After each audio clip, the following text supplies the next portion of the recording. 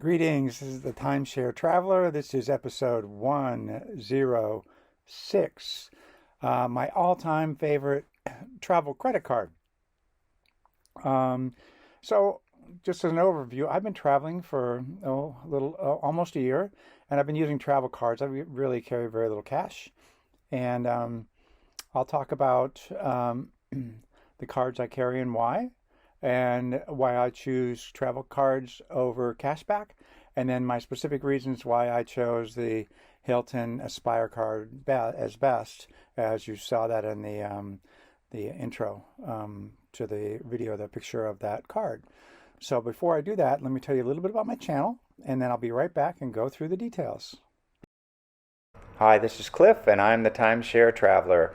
Welcome to my channel. The purpose of my channel is to educate those who love traveling in timeshares.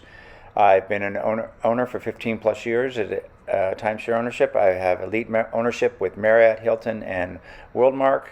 I have published over 100 timeshare video reviews, and I've published over 95 timeshare tips. I can be found on Facebook at Timeshare Trav, at Twitter, Timeshare Trav, and on the web at www.timesharetraveler.com. Welcome back. So I've been traveling for about a year using travel cards. Started traveling as of March of 2022. It's almost the end of 2022. Prior to that, I had a 6-month stint where I traveled as well. So bottom line is I have lots of experience of traveling on the road and pretty much living on credit cards. I rented out my place, so I don't really have a mortgage payment. That's probably the hardest thing to pay with credit card. I don't even know if you can. At least I can't. So I leverage travel cards for all my expenses. And here's my point. Why not earn points? It's like a source of income. And that's the way I look at it. I look at it as an extra source of income. I don't need to carry a lot of cash, and I can get cash if I need it, but in general, I don't need it. Credit cards can be paid remotely, and all of my income sources are directly deposited into my checking account. So I pretty much can live, all my money moves in and out of my bank account so I can pay things electronically. So that's sort of my background. On to the next topic. Now let's talk about the cards I carry and why. So I have two categories. I have the airline cards and the hotel cards, and I separate them out differently. My primary card is Southwest Airlines, and that's mostly because I've been traveling pretty much domestically, and I feel like it has the best rules as far as usage when you're traveling close in. It's it's really $60 a point, or 60 points per dollar of whatever your fee costs, and so that really works out well. I also like the credit cards because they're bonus points that they give you on an annual basis. Basically, it covers the fees. It more than covers the fees in some cases. So it's again with $60, 60 points per dollar. I just count up the number of points and see how it compares to the fee I have, and it actually, two cards are $95, and they give me 6,000 points, which is equivalent of $100 in airfare. So it's actually I get a plus $5. And then I might as well, whenever I'm purchasing airfare or actually traveling on airfare, sometimes they have specials for gas and groceries. You get extra bonus points, or when I rent a car. So there's a lot of good uses for some of the sort of actual physically movement, travel, and so forth that the airline cards have. I also have United and American. More of it's historically had a lot of points there. And just to keep in perspective, I've been building this up over years. I treat it like a savings account, like I mentioned earlier. This is a form of money for me. On the hotel cards, directly related to the timeshares that I own, I have Hilton, which is the Hilton Grand Vacations, Bonvoy, which is Marriott/Vistana, and Wyndham, which is used for my Worldmark. The timeshare maintenance fees. I get all the top end bonuses. Any fees that I pay at the hotel, like Hawaii, there's always a tax that gets added to your room, and you just put that on to, it ends up being on your credit card. So it works out really well. And again, you earn free night stay. Some of my cards give me free night stay. The Bonvoy cards give me one free night, and the Hilton card gives me one free night anywhere you want to stay. So those are the cards I carry and why I carry them. So you might ask, well, why don't I just get a cashback card and they they pay cash back, and that way you don't have to worry about tracking all the points and stuff. And I'm kind of I understood that. So, but let me walk you through why I do that. And it's just I'm going to pick a round number that's a bigger number maybe than what you do on credit cards, but it's just a number for math. The numbers which slide around, but they work kind of for me. So I'm comparing spending $20,000 in 1 year on credit cards, and again, with somebody who's traveling like me, that's not that turns into around less than $2,000 a month for incidental expenses. And actually, in my case, since I'm staying in timeshares, it's basically all my expenses. So the cashback card saves you 2% or $400.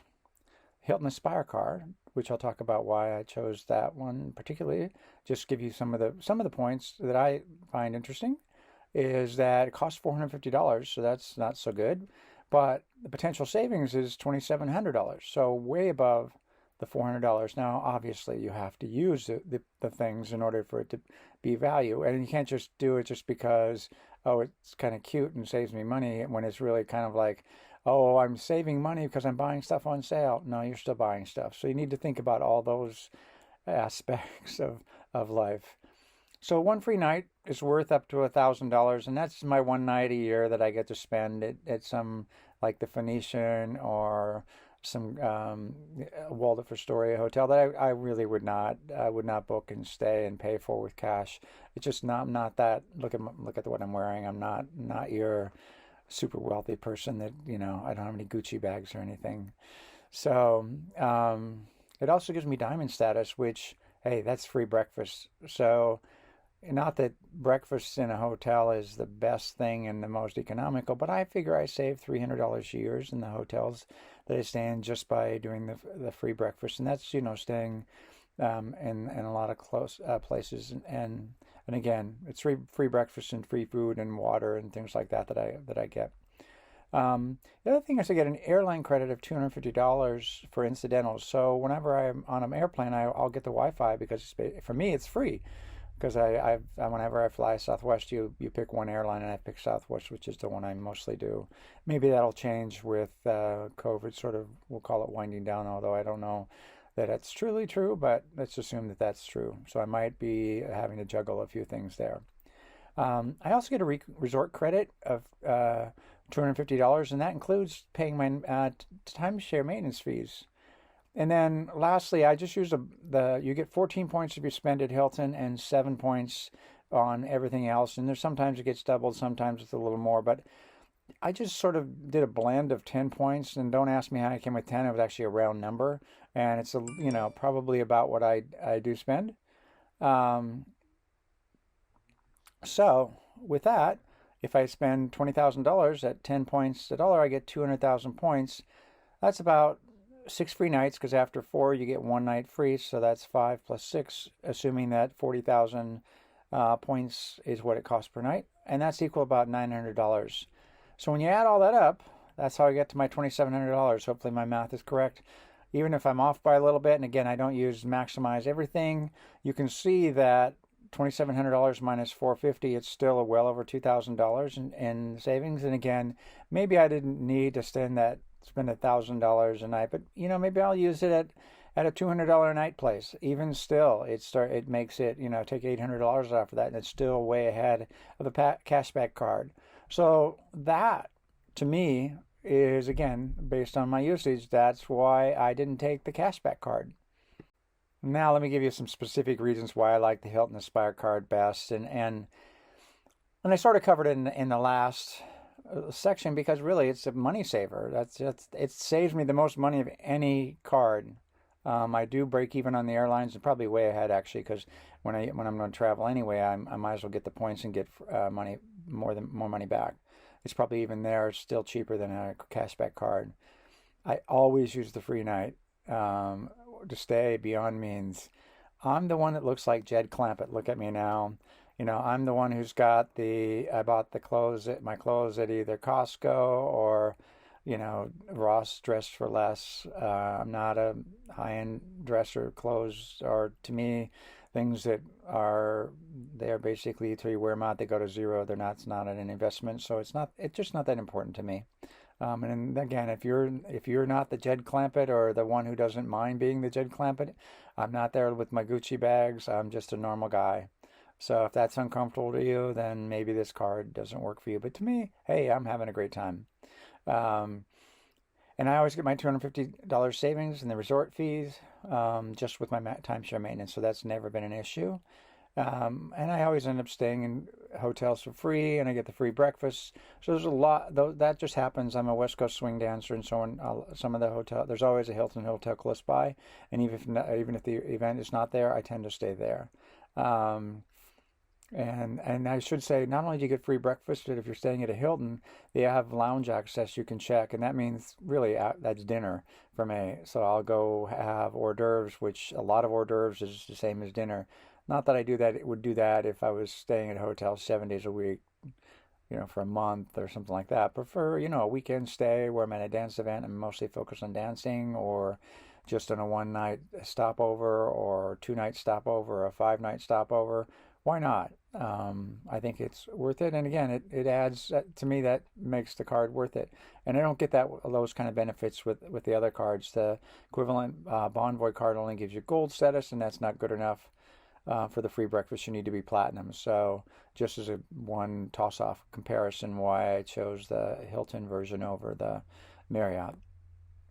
And again, I get free internet when I fly. I don't take tons of flights every year, but it's $10, $9 to $10 a flight that I don't have to pay. And if I want to have a drink, I can do that too, and it's basically free. So that's the very specifics why I like the Aspire card. I use it religiously, and it's been really great for me. I originally was never going to do it because of the $450, but one time I kind of did a back of the envelope. This is more detailed of the dollar savings versus the cash card, and I went, oh my, definitely got to do this. Anyway, I hope you liked this information. And I don't get any.